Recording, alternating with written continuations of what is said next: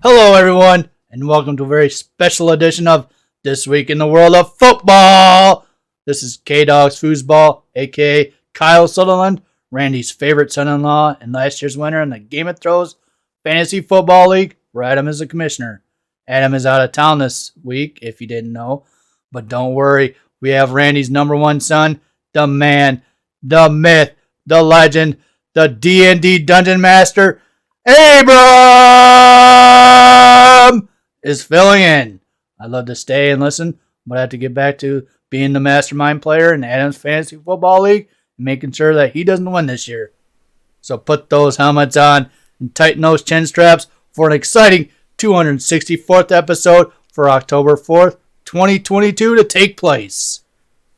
Thanks, Kyle, for that wonderful introduction. I couldn't have said it better myself.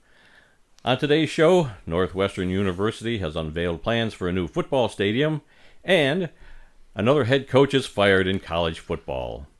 In this week's history lesson, we tell the story of the time when the Marx Brothers took to the gridiron. As usual, I'm not here by myself. Across the table from me today, for the first time ever in the history of this podcast, is my son Abram. Yep, it turns out you don't have one good son, you got two. I actually have 3 good sons, but that's a story for another day. Yeah, much like Indiana Jones, there's only 3 we really want to talk about and the one who went to California. We're coming to you from the fabulous World of Football Man Cave, located right here in the center of the football world, Kalamazoo, Michigan. We're here to promote the game of football in all its many forms, past, present, and future. Our goal is to educate, inform, and entertain our listeners with the glorious buffet that is the world of football. All this while keeping a close eye on the rich history of the game. Thanks for checking out our podcast. We'd love to get your feedback on one of our many platforms: Apple Podcasts, SoundCloud, Stitcher, TuneIn, Spotify, iHeartRadio, and YouTube, where we post the entire audio portion of this show, as well as other selected videos. So let's begin with today's scoreboard, and it's going to do a little bit differently this time. Since Adam is not here, I'll be reading the NFL scores. Got my piece of paper out here. Let's see. The NFL started out last Thursday night with the Cincinnati Bengals defeating the Miami Dolphins 27-15. But the big story in this game was the injury to Tua Tagovailoa. You probably didn't see this, Abram, but oh man, this was an awful injury. Obvious head trauma. The way his fingers were in front of his face as he was laying on the ground, just awful. I guess the guy that made the decision to put him back in the game the week before got fired, even though they haven't named this guy, which I think is a little suspicious. Big controversy over this. Hopefully Tua is going to be okay. I know he's not going to be playing this coming week, but we may see him somewhere down the line. Hopefully, as he recovers from this concussion. It was really, really terrible. Speaking of ugly, it was the Bengals' ugly white uniforms that they wore. I did not care for those uniforms whatsoever. But on Sunday, there was a game in London, and it was the Minnesota Vikings over the New Orleans Saints, 28-25. The Vikings kicked a 60-yard field goal to tie up the game, and then in the closing seconds, New Orleans had a chance for a 61-yard field goal to tie the game again, to send it into overtime, and it was another double doink kick where it hit the upright, then it hit the crossbar, and Had the power, just too far to the left. You can see that curving a mile away. Yep. So the Vikings come out on top in that one. See, that's later on Sunday in the 1 o'clock games. It was the Atlanta Falcons 23 and the Cleveland Browns 20. The Buffalo Bills 23 and the Baltimore Ravens 20. The Bills actually were down 20-3 in that game and came back, scored 20 unanswered points to win. Wow, I didn't think they were going to come back from that one, but they did. The Dallas Cowboys over the Washington Commanders 25-10. Washington wore some ugly uniforms, and they've been teasing this all season. They wore a black uniform with a black helmet with a small letter W right in the front with a number on the side. Oh, that just seems stupid. Terrible, ugly uniform. I didn't care for that. Seattle Seahawks 48, our Detroit Lions 45. In a game that Adam was at with a friend of his. I'm glad I stayed home for this one because I'm sure that was a long ride home after a terrible loss. Their offense was doing great, the Lions, because Their top receiver, Amon-Ra St. Brown, was out, and DeAndre Swift, their top running back, was out with injuries. Several other players were out. It looked like Detroit was not going to field much of a team, but the backups really came through in this game, and they played well on offense, but the defense could not stop them. They could not stop the Seahawks. It was they gave up way too many long plays in that game, and they have no answer for a running quarterback. We've seen that in weeks before.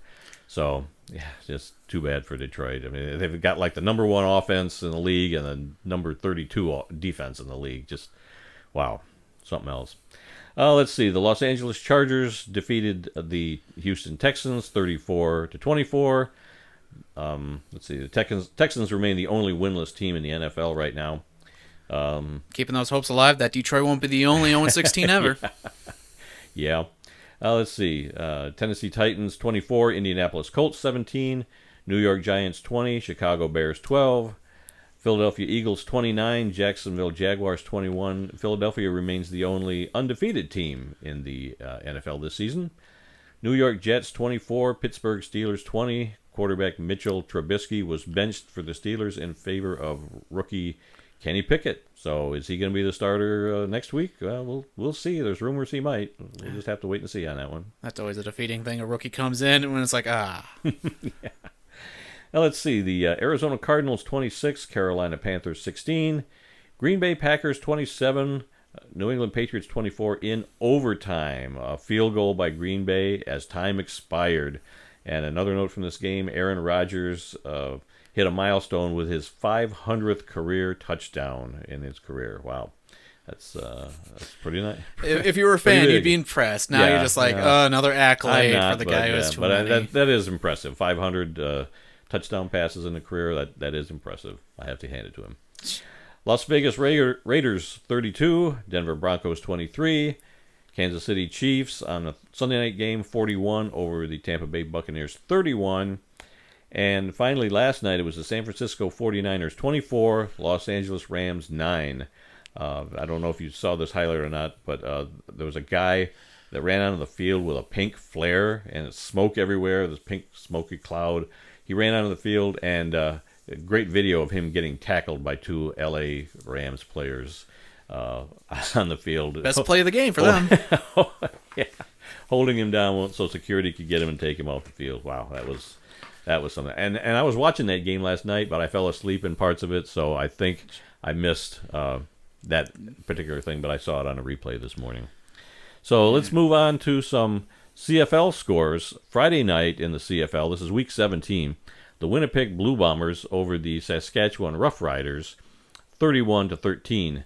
Saskatchewan kept the game close into the fourth quarter, trailing by a score of 17-13, but Winnipeg scored a couple of late touchdowns, securing their 13th win of the season, and also securing a home playoff game in the process. It was the fourth straight loss for Saskatchewan. Winnipeg quarterback Zach Collaros completed 14 passes for 296 yards and 4 touchdowns, while wide receiver Nick Dembski caught 5 passes for 94 yards and 2 touchdowns in the game. Saskatchewan quarterback Cody Fajardo completed 26 passes for 307 yards. He also ran 9 times for 36 yards and scored a rushing touchdown. Also on Friday night, British Columbia Lions defeated the Ottawa Redblacks 34-19. BC led from start to finish on the way to their 10th win of the season. BC quarterback Vernon Adams completed 17 passes for 305 yards and 2 touchdowns, while wide receiver Dominic Rhymes caught 5 passes for 103 yards. For Ottawa, quarterback Nick Arbuckle completed 27 passes for 363 yards and a touchdown in the loss. Ottawa head coach Paul LaPolice was fired after the game. Both of these Friday night games honored Indigenous people in Canada by having a number of them in attendance at their games on what is known up there as National Truth and Reconciliation Day, which is celebrated on September 30th every year. I posted a video or two of some of the Native American videos that the CFL has posted recently about players learning about Indigenous cultures up there. Yeah. Pretty interesting stuff. So those are on our Twitter page. I don't know if they're on our Facebook, but I know they're definitely on our Twitter page. Let's see. Saturday, Montreal Alouettes over the Edmonton Elks, 25-18. Montreal snaps a 14-game home losing streak. Edmonton led 18-17 at halftime, but the Elks were shut out the rest of the game. The only scoring in the second half was an interception return for a touchdown by Montreal in the fourth quarter and a 2-point conversion. Montreal quarterback Trevor Harris completed 14 passes for 180 yards and a touchdown, while Edmonton quarterback Taylor Cornelius completed 16 passes for 273 yards, no touchdowns, but 2 interceptions. Yeah, I can always sympathize with those teams that have losing streaks, being a Lions fan and all. Yeah, we know what it's like, that's for sure. Oh, let's see. Finally, up in Canada, the Calgary Stampeders over the Toronto Argonauts 29-2 on Saturday. Calgary led 14-2 at halftime. The only scoring for Toronto was a pair of rouges in the first half. Not a safety, but a pair of rouges. You know what a rouge is up in Canada, don't you? I only know like the French version or whatever. It's if they miss a field goal and the ball goes into the end zone, a guy's back there and treats it like a punt, and they have to bring it out of the end zone.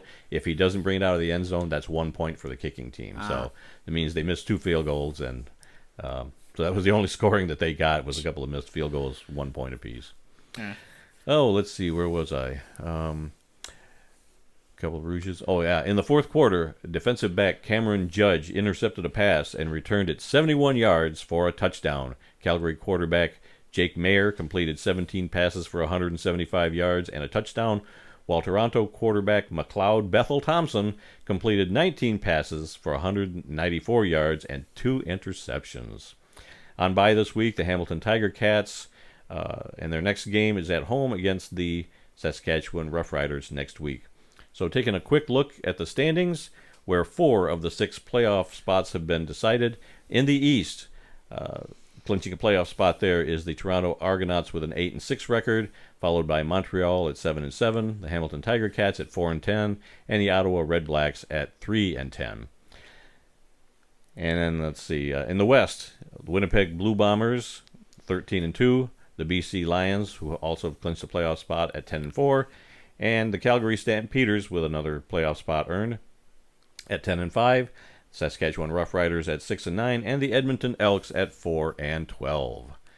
That's it for the pros. Let's move on to some college scores, and we've got a bunch of them here. We're going to start at the FBS level. This was Week 5. It was number 1 Georgia over Missouri, 26-22. Number 2 Alabama over number 20 Arkansas, 49-26. Number 3 Ohio State over Rutgers, 49-10. Number 4 Michigan over Iowa, 26-14. Number 14, Ole Miss upset number 7, Kentucky, 22-19. UCLA upset number 15, Washington, 40-32. Mississippi State upset number 17, Texas A&M, 42-24. TCU upset number 18, Oklahoma, 55-24. Purdue upset number 21, Minnesota, 20-10. And Georgia upset number 24, Pittsburgh, 26-21. Was that 6 straight upsets we read there? Yeah, 6 upsets in the top 25. Wow. And finally, the Western Michigan Broncos defeated the New Hampshire Wildcats 44-7 on Friday night in a game that Adam and I were at. Great weather in Kalamazoo that night. T-shirts and shorts weather until the sun went down. And the minute, I'm talking the second the sun went down, it immediately dropped like 10 degrees. But it wasn't too bad. It was still in the 60s. Just a gorgeous night, a nice win for the Broncos on the heels of their loss last week. So even though New Hampshire was an FCS team, it was nice to be there to experience a Broncos win at Western Michigan. Yeah, the few times you take me to those games, it's so darn cold out, I'm wearing 5 different layers. Yeah, well, that's why I like to go early in the season where, the weather is still warm and you don't have to wear a coat or anything. So we went to 2 games this year, Adam and I, and both games the weather was just gorgeous. And it was really strange. I mean, October 1st, and you're wearing T-shirts and shorts. Yeah, it's just always this time of year where it's either too darn cold or snow is already on the ground. Yeah, you never know what the weather's going to be like here in Michigan. All right, let's move on. In the military academies, it was Air Force over Navy, 13-10. Air Force wore some uniforms that were inspired by the U.S. Space Force. They had a darker blue uniform And their helmets were dark blue with kind of a lightning bolt. Almost looked kind of like the San Diego Chargers helmets a little bit. But those uniforms were inspired by the U.S. Space Force. And in the other academy game, it was Georgia State over Army, 31-14. Yeah. With these types of things, it's always just weird. I've never known many academies having football programs. As a point of fact, I've only heard of Navy and Right. Air Force. Right. Well, the Army-Navy game every year is a really big deal. But yeah, you get the 3 academies, and then there's also a Coast Guard Academy, which plays at a lower level. Ooh, my throat's not gonna make it through all these scores here. All right, we're gonna move to the FCS level. From here on, it's just a couple of random scores from each division. We'll start out with FCS Elon over Richmond, 30. If you want, I can take over, Why man. don't you read some of these, Abram? My voice is giving out. Man who can talk all day is tired after talking for 15 minutes. All right, FCS, 3 random scores from each division. We have Elon over Richmond, 30-27, going into overtime. Sanford over Furman, 34-27. Rhode Island over Brown, 38-10. And some Division II scores are Fayetteville State over Chowan, 13-10. I think it's Chowan, but yeah. Chowan, 13-10. Johnson C. Smith over Elizabeth City State, 49-14. Are those American colleges? Yes, they are. Yes, they are. Not sure. Emory and Henry over Catawba. Catawba, my bad. I just saw Emory and Henry and thought Ebony and Ivory. 38-23. And some Division III scores with Albion College over Kalamazoo College, 48-6. Whitworth over Lewis and Clark, 66-28. Pacific, Oregon, shut out Willamette, 35-0. Okay. Let me try a few of these. My voice is holding out. At the NAIA level, it's number 1 Morningside of Iowa over number 17 Midland of Nebraska, 47-12. Siena Heights over number 2 St. Francis of Indiana, that's in Fort Wayne, 13-10. And Cumberlands of Kentucky over Cumberland of Tennessee, 10-6. Now we move down to the junior college levels. Snow College, our favorite community college in Abram, Utah, improves to 4-1 with their win over Georgia, over the Georgia Military Academy, 41-18. Sussex County over Monroe College, 22-13, and Hocking squeaked by Lewisburg, 13-12. Now we move back up north of the border to Canada, where we have some U Sports scores. These are college teams up in Canada. It was Queens over York, 61-2. Toronto over Waterloo, 32-24. And St. Mary's over Acadia, 25-23. And finally up in Canada, in Canadian Junior Football League action, it was the Saskatoon Hilltops over Edmonton Wildcats, 64-7. The Edmonton Huskies over the Winnipeg Rifles, 33-8. And the Okanagan Sun over the Kamloops Broncos, 41-24. And that's it for this week's World of Football scoreboard. Thank goodness, my throat is killing me. I'm just reading like half the school names. It's just like, are those real? Yes, they are. And that's why we do it. You know, we try to highlight all the different divisions and levels of football. And there's some cool names out there. I've always loved the Winnipeg Rifles. There's the London Beefeaters is another town or another team up there. Just a lot of cool names that I just want people to be aware of. That, you know, it's not all Michigan, Michigan State, Notre Dame, and Alabama.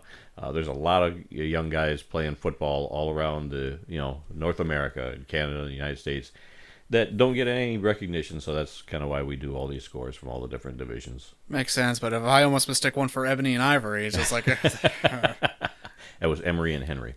Probably not as musically gifted. Okay, and now a little segment that I'm calling All About Abram, since this is his first time being on the podcast, and maybe the last, who knows, I don't know. I would just wanted to introduce you to everybody that listens to our podcast. Now, you're not really a football fan, but you have been to many games with me over the years.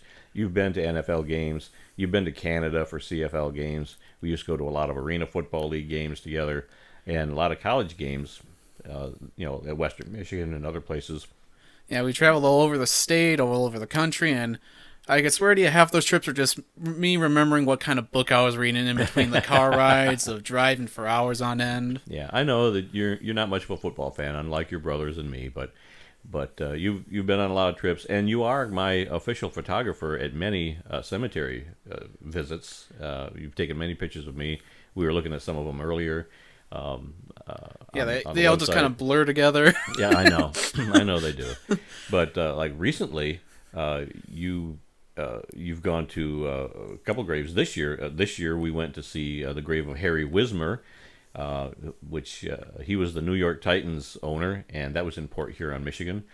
We went to the grave of Neil Snow, no relative of ours, but he was the MVP of the 1902 Rose Bowl. He was buried in Detroit. And the last one that you and I went to was the grave of Willie Thrower in New Kensington, Pennsylvania. He not only had his grave is there, but they also had a statue of him at the high school and a historical marker by the high school also. We got pictures of all those. So that was the last trip that you and I have been on. Yeah, and then it continues to the tradition of you looking out, because the statue that we took a photo of was actually located inside a fenced, enclosed area of the stadium, I which didn't is know that. probably open during the game most of the time.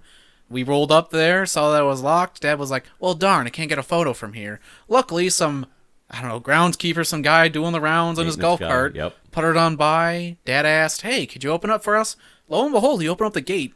Yep. And when we asked what should we do when we're done, he said to leave it. I'll be back. So Dad took his I took photos. You took the photos. I took some photos. Yep. Rolled up, and then we were on our way out when Dad's like, hang on, let me take a couple more from the car side window. Yeah. So like gangsters, we pulled off to the side of the entryway, and Dad just took some gorilla photos. Like, okay, I got some from this distance, got out, jogged the 100 feet to where the sign was, got some more up-close photos. Well, how often are we going to be in New Kensington, Pennsylvania? Probably never again. So I wanted to get as many pictures as I could, and that was a long day. We got up very early in the morning, and it was like a 6.5-hour drive to get there. We went to the cemetery, then we went to the high school, snapped all of our pictures, went to lunch. Which also continued another tradition, which is every time we travel, we always try to find a particular restaurant to see if it truly exists, since we don't have any on our side of the state, which is Golden Corral. Yeah, I love Golden Corral. We don't have one in Kalamazoo, so if we're out of town and I see one, I like to go stop there. Our GPS said there was one in New Detroit, Kensington. but all it was an empty lot. Yes, when we went to Harry Wismer's grave, it was an empty lot where the Golden Corral used to be, and then in New Kensington, it was another same thing happened. Yeah, lot. oh yeah, there's a Golden Corral right here, so we went there, and the place was boarded up, and there was a for sale sign in the yard, so he closed that one down too. So we wound up eating at Five Guys right next door. Overrated. Yeah, well. When you catch your heart set on Golden Corral, it's just a disappointment when you have to go somewhere else. But anyway, it was right next to the highway, so we got on the highway. And gosh, we got home like 8-9 o'clock that night. So yeah, 6.5 hours there, 6.5 hours back. We probably spent an hour and a half total in New Kensington or that area. Maybe even less than that. A lot of back roads. There's like, you don't know if you're doing the speed limit, and then you like come upon the hills like, oh, is there someone around the corner or not? Who knows? Yeah, very hilly area there in Pennsylvania. But another thing I wanted to talk about was in April of 2015, during your senior year in high school, during your senior trip, I took that week off, and you and I hit the road. And to me, this was one of the greatest trips we ever made together. I had a really good time. You read 8 books on this trip. You had a bag full of books, and you were just reading while I was driving, and I'm having a good time, and you're just got your nose buried in a book. But just like any other trip, we drive for 7 hours, get out, I take some photos, get back in my book. Yep, that's it. But on day one of our trip, we drove to Wooster, Ohio, and we saw the grave of Charles Follis, and then we went across town to the high school stadium that's named after him, Follis Field. We got some pictures there. The next day, we saw the grave of Pop Warner in Springville, New York. So that was pretty interesting there. Day 3, we went to something called the Stoogium in Ambler, Pennsylvania, which is a Three Stooges museum. I thought that was pretty cool. I really can say with confidence, I arrived with the biggest Stooge fan I know. But it was cool. They had so much memorabilia. So many cool things I'd never seen before, but they wouldn't let you take any pictures inside the museum. I was about to say, I don't think you even bought a post. I think you got just like one postcard from that place as like a souvenir. Yeah, I might have gotten a couple, but I've got like one magnet. They had something called a lobby card that they would get to the theater so they could put it in the lobby. Upcoming movies, this and that. Yeah. And I bought a magnet, a refrigerator magnet of one of the studio cards from one of their shorts, and that's still on our refrigerator today. But that was pretty cool. It was the Stugium, and it was just north of Philadelphia. And from there we went to Carlisle, Pennsylvania, where we visited the Army Heritage Center, and we also went to the Army base that it's now an Army base, but it used to be the Carlisle Indian School, and I got to see the field where Jim Thorpe played football. That was pretty cool. I got to go to the the BX on the base, or BX or PX, depending on if you're Army or Air Force.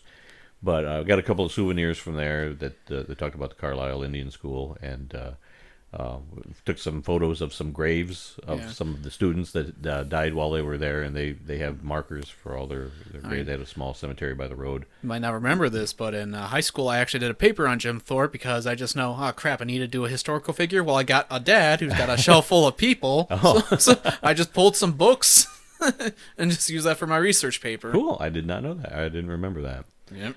And then on day 4, we were in actually we weren't planning on this, or I wasn't planning on this one, but we were going through Huntington, West Virginia, and I thought, wow, this is where the Marshall football team is buried. And I remember the movie We Are Marshall. We Are Marshall, yes. And so we pulled into town, and I stopped into a visitor center, and I said, I'm here to see the graves. And they go, oh, you want our We Are Marshall brochure? And they had a little brochure that showed all the locations around town of all the places where the movie was filmed, and the cemetery and where the grave was. And so there's 4 or 5, maybe 6 of the players that are buried there, and there's a monument to the 1970 team.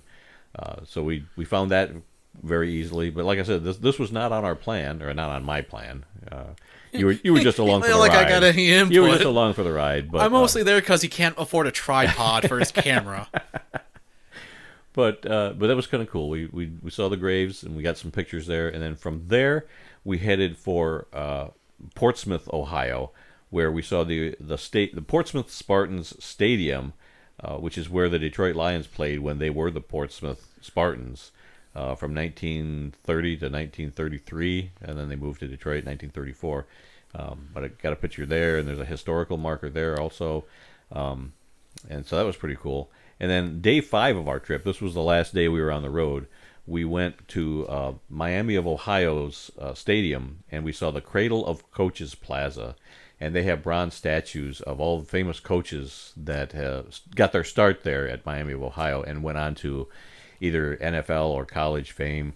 Bo Schembechler was one, and I think Jim Harbaugh is another one. Red Blake, the Army coach. I don't have all the names right in front of me, but yeah, there's about 10 different coaches that have statues there on this Cradle of Coaches Plaza that went on to bigger and better things. And then from there, from Miami of Ohio, we went to the Pro Football Hall of Fame in Canton. And then that night, our trip ended with an arena football game in Cleveland. We saw the Cleveland Gladiators lose to the Arizona Rattlers that night. And after that game, got over with around midnight or so, we drove home. And so we got home around 3 o'clock in the morning. And as we started heading home at midnight, 11, 12 o'clock at night, the check engine light came on the car that we were driving. And I was on pins and needles the whole way home, thinking that something might be wrong. It's 2 o'clock in the morning, you're going through Ohio or Indiana. And we got home and there was no problem. But boy, you were probably sleeping, but man, I was just worried that we were going to break down somewhere in the middle of the night, on the toll road or something. So that was a weird ending to our trip. But to me, that was one of the best trips ever that you and I have taken together. It was a whole week of nothing but football graves, Three Stooges, historic stadium. It was. I had such a good time with that. We did a week of what you wanted, but we can't do a day of me. Well, you probably would have just sat around and read books at home for your whole spring break, and I thought, this is your last spring break. Let's go do something. So we did. Yeah, let's go do what I want. Absolutely. Now, like I said, you're kind of into comic books, and you were telling me about something that I had not heard of. If I had heard about it, I had forgotten about it. But there was a comic book back in the 90s called NFL Super Pro. Refresh my memory on this. So, for years, I've always suggested something along this to Dad because it's the one football-related superhero I'm aware of. And a little bit of history of comics, which I'm not really too much of a historian myself, but I am aware that in the early 90s, from, I think 1993 to, 1995, is what would be considered, when the comic bubble burst in terms of, the speculator market or, the inherent value of investing and purchasing comics. Right before that bubble burst, Marvel, one of the big two comic book houses, right, was doing a lot of gimmicks, to try and boost sales, whether it's have a laminated cover, holographic cover, or and one of the gimmicks that they did was in collaboration with the NFL. They're like, let's create a NFL superhero. And that superhero ended up being NFL Super Pro.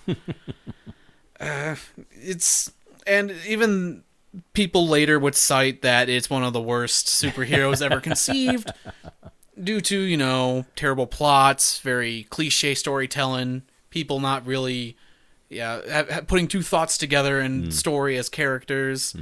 Very maligned in terms of reception. Okay. It had 12 issues. It was originally published in October of 1991 to September of 1992, so we're just past its 30th anniversary in terms of when it was series ended. It had 12 issues, which is kind of the comic book standard of new run, new character, they get 12. It was originally written by a writer by the name of Fabian Nicieza and art by Jose Del Bo. Later, Fabian would leave the comic after issue number 4, citing that he only really took on the job to get free NFL tickets. Okay.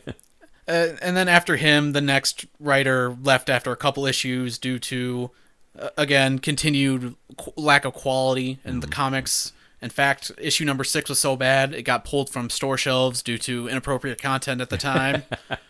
Oh, wow. Yeah, the other really famous things, it has 2 crossovers. The number 1 issue has Spider-Man on it. Okay. Even a photo of it, it says, he went from sacking quarterbacks to tackling crime. And it just shows a picture of Spider-Man and NFL Super Pro fighting some nebulous bad guys. Now, crossovers such as this in the number 1 issue was also done in an attempt to boost sales for new characters, stuff like that. Yep. And issue 8... when the third writer got brought onto the series, they did a crossover with Captain America, but that didn't save the line as it was. Okay, so a couple of famous crossovers with other established Marvel superstars. Yeah, but I'd say Spider-Man would probably be the more famous one. Right. Yeah. Now, weren't there some villains that they faced that were kind of football themed related villains? Yes, they are done in the name of some puns. There was a villain by the name of Quick Kick who was a field goal kicker turned evil ninja that appeared in the 2nd issue. Makes sense to me. I didn't know kickers were so silent like that. And the only other really notable one went by the name of Instant Replay, an assassin with the ability to travel short distances through time. Instant replay. Okay, well, that makes sense. Time traveler, instant replay. It's just is that the best you can come up with? Now, I mean, it fits the theme of being a weird gimmick for football. Right. Like a money grab. That's all it was. They were trying to save their company and just come up with it, Not very creative in terms of what the supervillains would be named. It's what if we called one of them the defensive back, or and didn't you tell me that there was another comic called Kickers Incorporated. Uh, Another NFL-themed superhero thing. Yeah, from what I could find, it wasn't really too much about it being poorly received, but that too only got 12 issues. This was done in the mid-'80s when Marvel, again, was doing another weird initiative to try and, boost sales or just sell some more comics. Right.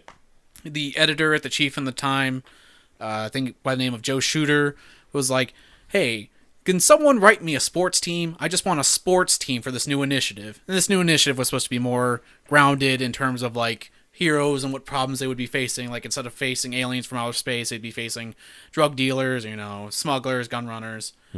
But this team was called Kickers Incorporated, which was made up of ex-football players who were, using the term hero for hire, they were superpowered individuals who were willing to take work to get paid, whether it was investigate crimes or, be bodyguards or something. If you had the cash, they'd be willing to do it, but that's really the theme of it. I think the editor-in-chief was quoted as saying, I want my sports team, and the person he's tasked with writing was like, I don't think that's going to work, man. I was thinking more of a tongue-in-cheek sort of thing, like a tongue-in-cheek, joke, satire of superheroes, and the editor-in-chief just said, trust me, it'll work. It only got 12 issues. Wow. Well, I don't know if they used this tagline, but I'm thinking they should have used the tagline, kicking crime in the behind. It was the 80s. I'm sure they were using a lot of something back then. Yeah. Okay. All right. Well, thanks, Abram. I appreciate that. I know you've always been more into comics. I was into comics when I was younger, of course. I inherited a bunch of comics from my brothers. When they went off to college, I got a lot of old Superman, Batman, Superboy, Flash and all that. and I don't know if I had any Superman's pal Jimmy Olsen. But Yep. Those were all good comics. I mean, I just the covers were so interesting. You saw the cover and you just wanted to read it because you're like, holy mackerel, how is Superboy gonna get out of this situation? You had to read it. So, which, and even surprising you once again, in recent years they did do another Jimmy Olsen friend or Superman's pal comic. I don't know what the entire inception or creation behind it was, but they did 6 issues of a story of Jimmy just doing about random things, and the first story is him waking up married to some international diamond thief. Issue number 1, after he woke up drunk in a bed. What? No. See, my Jimmy Olsen is the red-headed, bow-tie-wearing kid from the 60s or 50s. That's my Jimmy Olsen. I'm sorry. I'm stuck in that era. It follows the same spirit. I tell you, I read the entire thing, and I was like, what? Every page? Because I didn't know what was going on. Yeah. Okay. Well, let's move on to some other football news here. Northwestern unveils plans for a new football stadium. It's going to be a 35,000-seat stadium, and it's going to be privately funded, but it's going to be 12,000 seats smaller than their current stadium. No word on when construction might begin. I did a little quick comparison. Waldo Stadium in Kalamazoo, where Western Michigan plays, is a 30,200-seat stadium. So you're telling me that a Big Ten school like Northwestern is going to have a stadium that's only 5,000 seats more than Western Michigan? In this day and age, everybody is building bigger and better stadiums. I don't understand why Northwestern would want a smaller stadium. Well, I got to take that back. I did read in the article that a lot of the people that live around that area were complaining about the noise. They didn't like the stadium on game days. It was too noisy and this and that. But still, I mean, I just can't understand anybody making going to a smaller stadium. That just makes no sense to me at all. They just probably aren't pulling the number of fans as they used to. Well, that could be too. Yeah, because you would only increase it if you would, have numbers saying, "Hey, we were getting more and more ticket holders, right? Or More ticket demand than you have seats for and whatnot." Yeah. So, maybe that's part of it. But wow, it just doesn't sound right for a Big Ten team to go to a smaller stadium. I mean, I know the Lions went from an 80,000 seat Pontiac Silverdome to a 65,000 seat Ford Field. That's the Lions. Well, but yes, but I remember being at the Silverdome back in the 80s when Barry Sanders was there, and they filled that place with 80,000 people. It was incredible the amount of crowds they were drawing, even for a bad team like Detroit was back then. But I can see, in in downtown Detroit going to a smaller stadium, and they've been pretty good drawing crowds down there. But man, for a Big Ten team to get a smaller stadium, I'm still scratching my head over that one. Wisconsin head coach Paul Chryst has been fired after a 34-21 loss at Illinois last Saturday. The Badgers posted a 2-3 record so far this season. Chryst was in his 8th season as head coach at the school. He had an overall record of 67-26, which is a pretty darn good record. But yeah, I guess they just didn't like the direction the team was going, and they decided it was time to part ways with him after 7+ years being there at the school. I guess he's a former student there, so it's like going back to his alma mater. Alma mater. Alma mater, yeah. Well, in Detroit, they get a new head coach every 2 years. Well, it's not every 2 years, but yeah, it does seem like that. And finally, in some college news, Air Force has been placed on 2 years probation by the NCAA for recruiting violations during a COVID-19 dead period. We had another school that did the same thing last week. I can't even remember who that was, but yeah, illegally contacting students, prospective students or football players during what's known as a dead period, where you from this date to this date you can't recruit any players. We'll open it back up later on. And I guess they self-reported this incident, but they're still getting a 2-year probation because of it. So there may be more schools that we're talking to kids during these dead periods during COVID in the last year or two. So it remains to be seen what might what school might be affected next. Okay, Eli's Places, Season 2, Episode 8 on ESPN Plus. This episode was called Life After Football, and it featured Terry Crews, the actor, who you know from White Chicks. He played football at Western Michigan University because he's from Flint, Michigan, and that's where he got his start, and he got drafted in the NFL and played there for a while. They also spoke to Vince Coleman, who went to an HBCU school, Florida A&M, but he went on to have a pretty good career in Major League Baseball with the St. Louis Cardinals. And they also talked quite a bit about Jackie Robinson, who played football at UCLA, but then, switched over to baseball. Went on to baseball, broke the color barrier in Major League Baseball. And I did not know this, that there is a statue of Jackie Robinson as a football player outside of the Rose Bowl. Yeah, I can't say I've ever knew of his history before baseball. I only was aware of him as I knew that he had played football. There's a famous picture of him with... oh gosh, I didn't write this down. Two other guys who broke the color barrier in the NFL. They all played at UCLA, all three of them. And so I knew that he played college football at UCLA, but I did not know that he had a statue there. So yeah, I guess if I ever get there, you're gonna have to take a picture of me by the statue. Yeah, take the boat. I ain't getting on no plane. Also, like you said, I only knew Terry Crews from White Chicks, which is just like, what? I thought he was a famous Hall of Fame football player because it's like I see him on some sports broadcasts or whatnot, and seeing that he's like a painter now or more. Well, he was always into art. In fact, he went to Western on an art scholarship and was a walk-on with the football team. But no, he's been in a lot of movies. White Chicks is probably what he's most known for. But he was also in The Longest Yard with Adam Sandler. And he's been in the Expendables movies, which you probably haven't seen any of those. But old actors are like, let me one more. Yeah, I'm 60 and I can still look. Yeah, but he's been in a couple of those movies. I don't know if he was in the first one, but I think he made appearances in a couple of the other ones. But yeah, he's done a lot of movies. He didn't have a great NFL career. I think he played for 3 teams and was only in the league a few years. So he was not the greatest.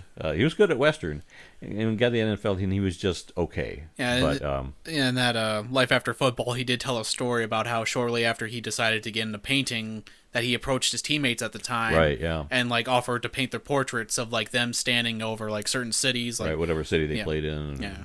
Yeah, that was pretty good. He's really good painter and artist, and such a funny comedian. I'd love to meet him someday. Love to have him on our podcast too.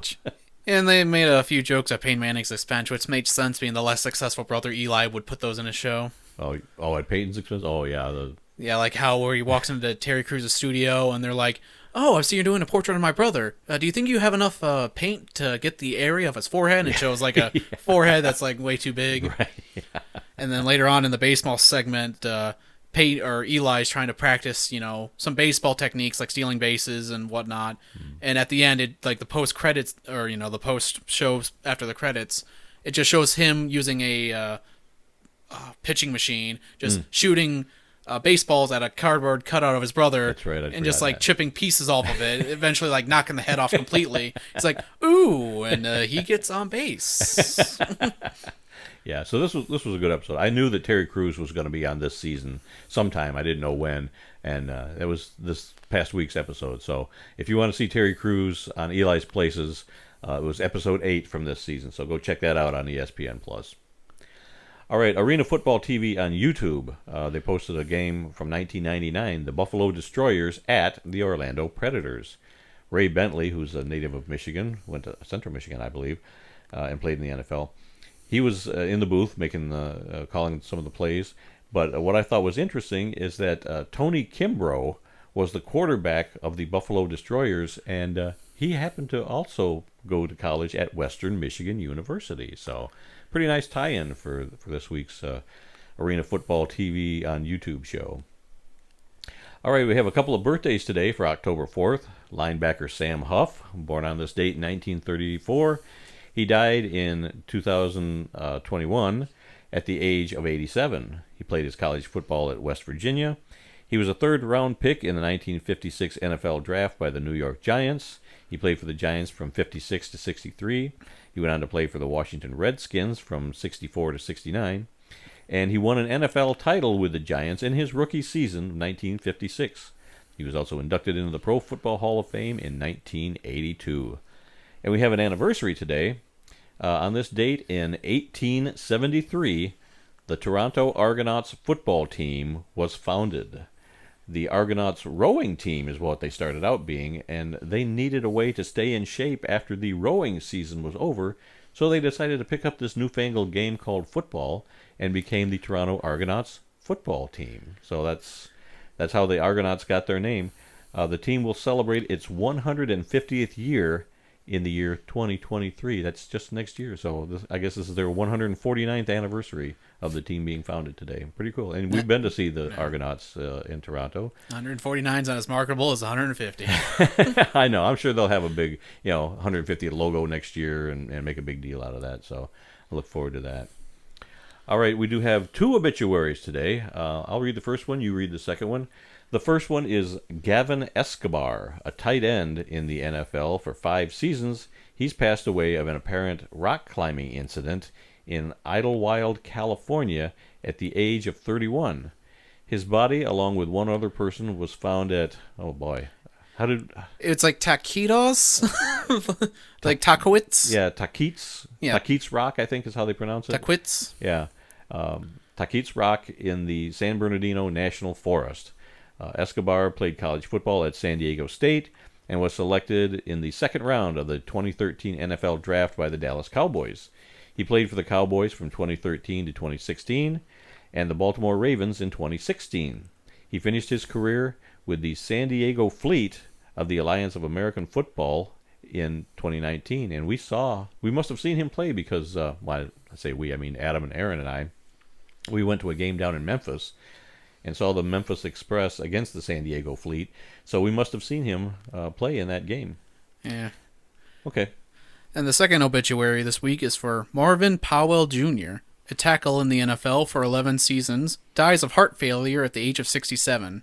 Powell played college football at USC and was selected with the 4th overall pick in the 1977 NFL Draft by the New York Jets. He played for the Jets from 1977 to 1985. Powell finished his playing career with the Tampa Bay Buccaneers in 1986 and 1987. 1977, the year I graduated from high school. Yes, I remember it well. 1,000 years ago. Okay, and now we're going to do this week's history lesson. And this week, we have a history lesson talking about the time when the Marx Brothers took to the gridiron in the movie Horse Feathers. On October 19th, 1932, Paramount Pictures released the movie Horse Feathers into theaters, starring the four Marx Brothers, Groucho, Chico, Harpo, and Zeppo. Groucho plays the new dean of Huxley College, Professor Quincy Adams Wagstaff. In typical Groucho fashion, he immediately begins to put his priorities where they are needed most, on the football team. While consulting a couple of faculty members, he makes his thoughts clear. And I say to you, gentlemen, that this college is a failure. The trouble is we're neglecting football for education. Exactly. The professor is right. Oh, I'm right, am I? Well, I'm not right. I'm wrong. I just said that to test you. Now I know where I'm at. I'm dealing with a couple of snakes. What I meant to say was that there's too much football and not enough education. That's what I think. Oh, you do you? Well, you're wrong again. If there was a snake here, I'd apologize. Where would this college be without football? Have we got a stadium? Yes. Have we got a college? Yes. Well, we can't support both. Tomorrow we start tearing down the college. But, Professor, where will the students sleep? Where they always sleep, in the classroom. Professor Wagstaff then gets some advice from his son, played by Zeppo Marx, on how to improve the football team. Dad, this college has had a new president every year since 1888. Yeah. That's the year we won our last football game. Now, I like education as well as the next fellow. I'll move over and I'll talk to the next fellow. But a college needs something else besides education. And what this college needs is a good football team. And you can't have a good football team unless you have good football players. My boy, I think you've got something there, and I'll wait outside until you clean it up. I know it's dangerous, but I'm going to ask you one more question. Where do you get good football players? Well, in a speakeasy, down in a speakeasy. Isn't that against the law, selling football players in a speakeasy? Dad, two of the greatest football players in the country hang out in a speakeasy downtown. Are you suggesting that I, the president of Huxley College, go into a speakeasy without even giving me the address? It's at 42 Elm Street, but you can't go there. It's unethical. It isn't right for a college to buy football players. It isn't, eh? Well, I'll nip that in the bud. How about coming along and having a nip yourself? I've got to still. You wait here. At the speakeasy, Groucho mistakes Chico and Harpo for football players and recruits them to play on the Huxley team. In case I never see you again, which would add 10 years to my life, what would you fellas want to play football? Well, first we want a football. Well, I don't know if we've got a football, but if I can find one, would you be interested? I don't want a hasty answer, just sleep on it. I don't think I can sleep on a football. A young woman named Bailey, played by Thelma Todd, sets out to try and steal Huxley's football signals for a gangster who has a lot of money bet on the game. While on a canoe trip with Professor Wagstaff, she uses her feminine wiles and a bit of baby talk to find out the signals. Do you know, Professor, I've never seen football signals. Do you think a little girl like me could understand them? I think a little girl like you would understand practically anything. Is good, big, strong man going to show little icky baby all about the bad football signals? Was that you or the duck? Because if it was you, I'm going to finish this ride with the duck. If Icky baby don't learn about the football signals, Icky baby going to cry. The climax of the movie is, of course, the football game between Huxley College and Darwin College. With Chico calling out the signals on the field, how could they possibly lose? Signal! Hi, diddle, diddle, a cat in the fiddle. This time I think we go through the middle. Hi! Signal! Only do a tray a bendy. This time we go left-endy. Hi! But Groucho is not happy with his team's performance, and he lets them know it. Goes round left end and makes a lateral pass to the right guard. Sit there. Wait a minute. Boys, if you can't beat that bunch of half-witted goose, what do you want? Well, you're talking to the wrong team. I know I am, but our team wouldn't listen to me. If you haven't seen the classic comedy film Horse Feathers, you need to check it out. The way the Marx Brothers lampooned college football back in 1932 could easily be applied to the game today. From illegally recruiting players to large bets being made on games, the Marx Brothers hit the nail on the head in one of the funniest football movies of all time. So yeah, we watched this movie just the other day to refresh our memories on some of the things that went on in the movie. What did you think? I can say with certainty I'm more of a Three Stooges guy than a Marx Brothers type of guy. No, I love both of them. Right. I think the Marx Brothers have their own I can understand style. the humor done in the movie, but it's just like, oh, there's songs in this? I don't remember songs in Marx Brothers skits. There's always music. I mean, Harpo always plays the harp. Chico always plays the piano. Groucho, he plays the guitar. I can easily remember Groucho's other roles, like Yeah. him being the tyrant or dictator of whatever story it was. Yeah, Fredonia in Duck Soup, I think. But yeah, I love the Marx Brothers, love the Stooges. It's like you kids. I can't say which one's my favorite. It's the Stooges. But they're both great. I really like both of them. So I'm surprised you chose this one over the Stooges episode when they did football. we actually did a history lesson on the Stooges about a year ago or so. So yeah. So I check get the that out. lesser version to feature on. I've been waiting to put this one together for a long time, and I finally figured this is the week. So that's what I did. So I mean, Groucho was funny. Like I said, there's some things I chuckled at, like the scene with him on the gondola with the canoe the college trip. widow. The canoe trip. That was good. Yeah, that was just like, yep. That actually got me to laugh. Everything else was just like, okay, I can understand Groucho, but everyone else is like, what do you do? Well, one thing I'm proud of as a parent is that I exposed you kids to the Stooges and the Marx Brothers, so you at least know who they are and have seen some of their movies. I'm in the mood to watch some of their movies again. Oh, and I have a feeling I won't be around for those. No? Well, we'll see. All right, our upcoming events calendar. Sunday, October 9th, the New York Giants are going to be taking on the Green Bay Packers at Tottenham Hotspur Stadium. That's this Sunday in London. Another 9:30 a.m. kickoff, and that game's going to be on NFL Network. October 29th, the CFL regular season comes to an end. So in a couple weeks, and we'll know all 6 teams that are going to be in this year's playoffs. October 30th, the Denver Broncos versus the Jacksonville Jaguars at Wembley Stadium in London. That's also going to be a 9:30 a.m. kickoff on the East Coast, and that game is going to be on ESPN+. November 13th, Seattle Seahawks versus the Tampa Bay Buccaneers in Munich, Germany. Another 9:30 a.m. kickoff, and that game is going to be on NFL Network. I only ever heard of the stadium in London. I didn't know there was like other stadiums outside of England. They play in these soccer stadiums. I mean, when they had NFL Europe, they had a team in Germany, the Frankfurt Galaxy, and there were teams all over Europe at the time. So, but in recent years, the NFL has been playing in London quite a bit. There's Wembley Stadium, and there's this new Tottenham Hotspur Stadium in town. So they've been playing games at both of those. But this is the first time in many, many years. I don't know if they've ever played a regular season game. Probably not in Germany. But like I said, they had the NFL Europe team. But yeah, they're trying to expand their reach around Europe. So yeah, they're going to go to Germany this year and play in a soccer stadium there. I wonder if that confuses the locals. Like, oh, an American football team? The hell is this? No, I think the allure of NFL football in Germany is the fact that there's so many military bases, American military bases in Germany. There's a lot of American soldiers that would just love to go to an American football game while they're stationed in Germany. So I think that's part of it. I was thinking more England, would that be confusing? But yeah, makes sense with what you said. And then finally, on the events calendar, November 21st, the San Francisco 49ers are going to be taking on the Arizona Cardinals in Mexico City, where they've been playing off and on for the last few years. Oh, I think you skipped over Sunday, November 20th, when I interrupted you after the... that's right. Sunday, November 20th, the CFL Grey Cup Championship game is going to be played in Saskatchewan. You can catch it here in the States on ESPN.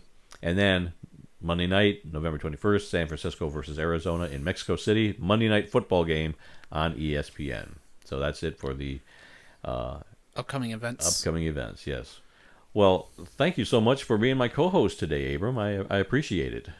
Oh, it's the first. You not only got me, you got your next best kid, Kyle, coming on to do that wonderful introduction. Well, both of you guys were kind of a surprise. Adam is out in California. He had no idea what I was going to be doing. So hopefully when he hears this, he'll get a chuckle that you and Kyle both made an appearance on the podcast this week. I've heard he's tried to get Kyle on in the past because of his fantasy football league, and it's nice to know you have better pull than him when it comes to convincing others to do something. Yeah. Well, thanks a lot for doing this, Abe. I really appreciate it.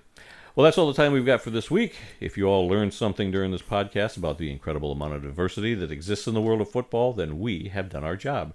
Visit our website at theworldoffootball.com for news, links, upcoming events, videos, and more. Our email address is info@theworldoffootball.com. You can also like The World of Football on Facebook at TWOF Kalamazoo. We also, you can also follow us on Twitter, where the address there is at TWOF Kalamazoo. New episodes of this podcast are posted every Tuesday and are available on SoundCloud, Apple Podcasts, Stitcher, TuneIn, Spotify, iHeartRadio, and YouTube. Our YouTube channel is The World of Football Kalamazoo. So please subscribe, rate, review, give us... leave us a comment, let us know what you think, and please come be a part of the football conversation. Thank you. I lost my place on the screen. See, Adam always reads this part, so it's not me. Well, I'm more than picking up his slack around here, apparently. Obviously, yeah, okay. And remember folks, some people may... Oh, I thought we were going to try to do it at the same time? No. Oh, no. well, sorry. Well, this is my line. This I know how to do. And remember, folks, some people may love football more than we do, but nobody, and I mean nobody, loves more football than this family does. Until next time, I'm Randy Snow, and I want to thank Abram and Kyle. Kyle for introducing the show, and Abram for co-hosting today with me. Did you have a good time? Oh, it's nice to know I was here to help save your voice during some of those long-winded scores. Yeah, if I'd have done this by myself, I don't know if I'd have made it or not. But there'd be so many rough cuts. Yeah. And on the next score. But I appreciate it. Thank you very much, and we'll see you all next week.